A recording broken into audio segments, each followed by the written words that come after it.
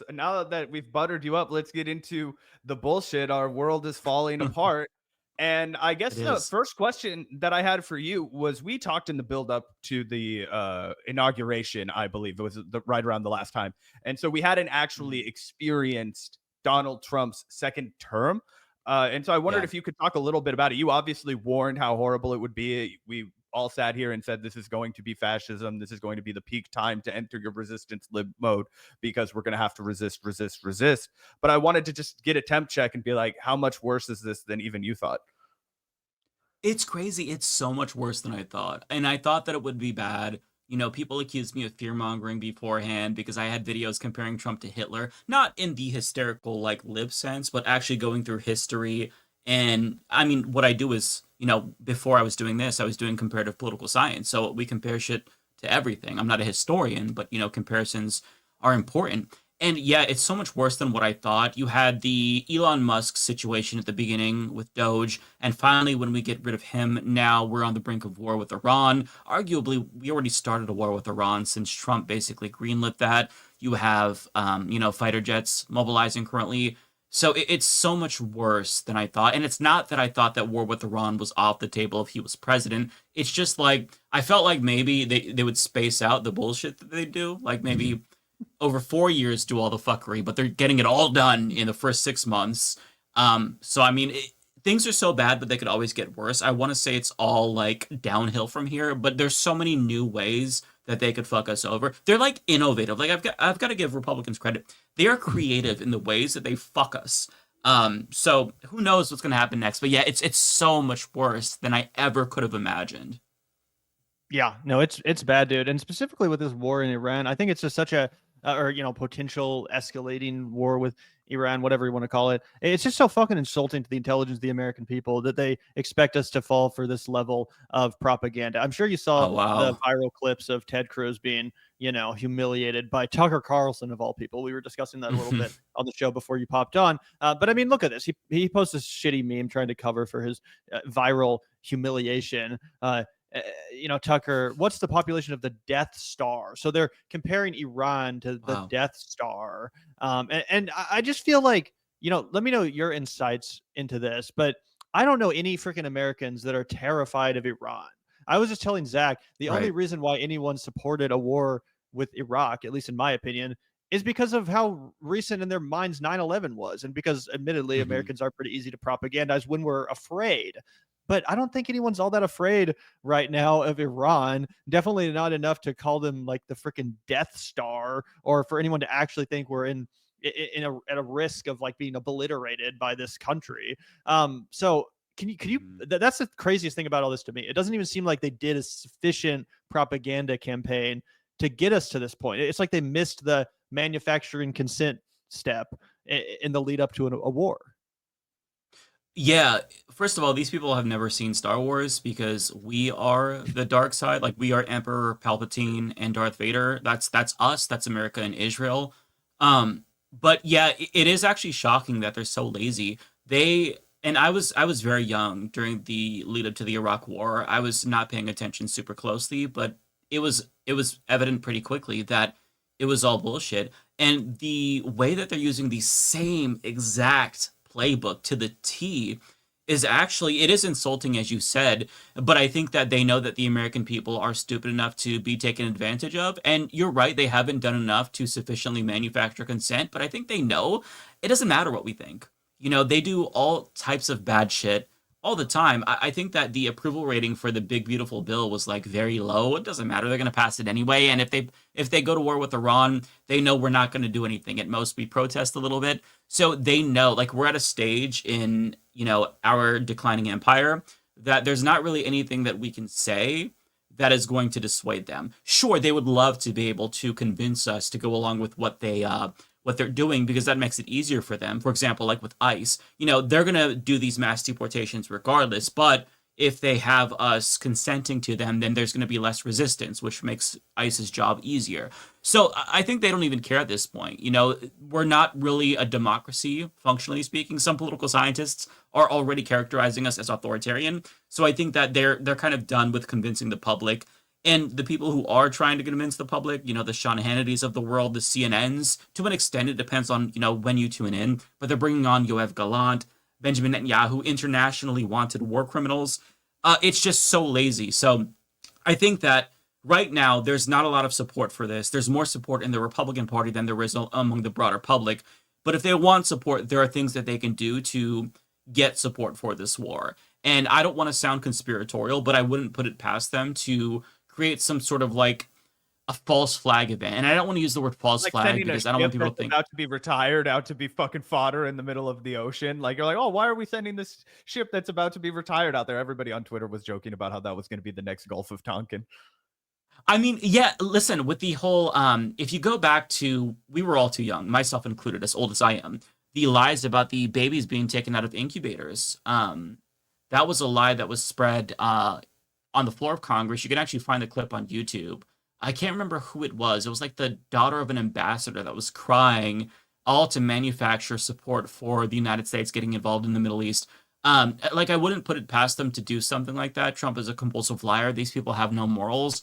But again, they don't have to do that because if they want to go to war with Iran, they'll do it. JD Vance tweeted this long screed about it, and he said something like, "Well, war with Iran, it rests in the hands of the president." No, it doesn't actually. It rests in the hands of Congress, and that wouldn't make it acceptable if they permitted it. But like the president can't unilaterally wage war, but they've been using this Bush era policy, the authorization to use military force, to just like let the president do foreign policy unilaterally. And yes, he's the commander in chief, but there are still theoretically supposed to be checks and balances. So I'm not sure if that answered your question, but yeah, you're not wrong to get deja vu from the Iraq war days, because anything like you don't even have to be around then or be politically active then.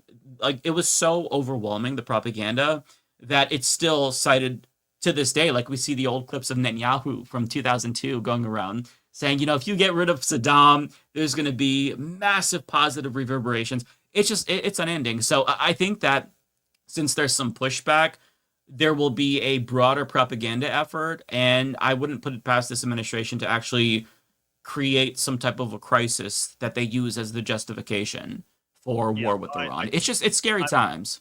I'm worried about the same thing. And actually, I remember, Zach talking about on air maybe like 6 months ago or so. He got some flack from chat, I believe, at the time, but he was saying like it's actually not a good idea to normalize this idea of President Zelensky in Ukraine declaring himself just like the permanent president because of the fact that Ukraine is at war, because Trump's going to copy that. And I very much think that could happen. Trump sees, oh shit, we can get into this war with Iran, and then I have an excuse to basically just be the authoritarian that I want to. And guess what? Even Zelensky has already paved the way for me. All these liberals had no issue with him doing it. How can they claim to have an issue when I do it, when our war is potentially even bigger? Do you think that that's the direction he could go in? Absolutely. If he were to declare or invoke the Insurrection Act, he would have access to a bunch of emergency powers that could feasibly allow him to postpone elections until said emergency is over. And it's crazy because I feel like he effectively is already doing what the Insurrection Act would do. We just saw the protester get arrested in California by Marines, and that violates the posse comitatus law. You have to invoke the Insurrection Act to allow them to do that. So they're breaking the law already. So, if you were to actually go the full distance and invoke the Insurrection Act, yeah, that's one thing that he could do. He could also try to seize media apparatuses. It could get really ugly if he does that. Clarify for everyone, guys, if Donald Trump declares martial law in our country, he could suspend elections during wartime. That's what we were warning about. It's like it's not a good idea for the United States to normalize that, because we will expect here in our country to have elections. But it's not just the general elections, it's midterm elections, it's his ability to manipulate things like that, whether he decides that, oh, it's no longer safe to vote via mail during martial law because we can't guarantee that it might not be manipulated. They could crack down on the eligibility of people who are voting, which they already do. Some 40 million people were kicked off of voter rolls before the 2024 election. So I never think it's a good idea for the left to go out and kind of say, hey, we don't care when this guy we like does something authoritarian or undemocratic, because then when a right winger in America comes along, they will kind of draw from that. And to your point earlier about how he doesn't even give a shit about the popularity of this war, the escalations with Iran have a 16% approval rating across the American general public and only a 23% approval rating amongst Republican voters. So that's an absolute sham. Like that in the past, like 45 years ago, that would have been a non-starter. They would have had to have done something to drum up public support first. But now you're right. We live in an authoritarian state. We are so far removed from a democracy that, we're just, things just keep on moving. So as this flood the zone strategy continues to unfold, we're 5 months barely into this Donald Trump presidency. Do you think he's going to, continue to reach for more? I can't imagine that the hungry caterpillar is going to be satiated. If you could just, create a nightmare scenario, what is the worst outcome we could be facing by the time that Donald Trump leaves office, if he ever does? It's hard to say because we're kind of in a unique situation. You can see what happens with other regimes that kind of fall to dictatorships, and they're different because they never really built up democratic norms like we did. Like, as shitty as our democracy was, it was characterized as a democracy just in the sense that like people vote and those votes lead to power changes. It doesn't mean that like the people that we elect are going to actually represent us in a meaningful way. It just means that like there's actually power changes. The elections aren't sham. They're free and fair, arguably.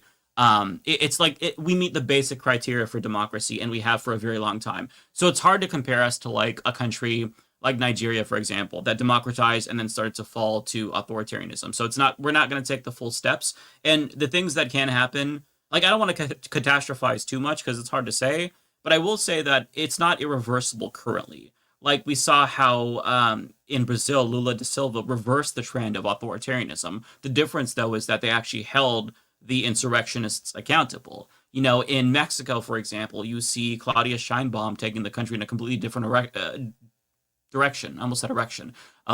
Direction. But okay, like, it's kind of horny. But like, it's really hard to say what's going to happen. So I won't speculate on that. But what I will say is that the thing that worries me is that the consolidation of power in the executive has been going on for a very long time. Every president kind of adds more power to what they can do.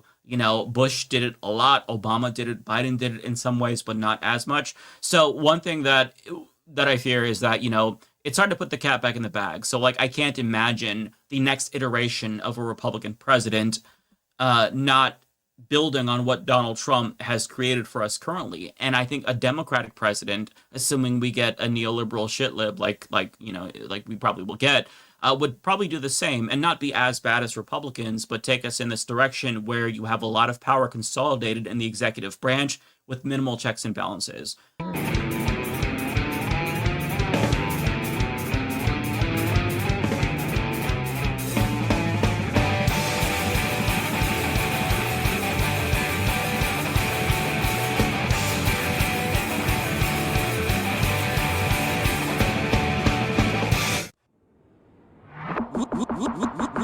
Look out the door if you hear an ambulance.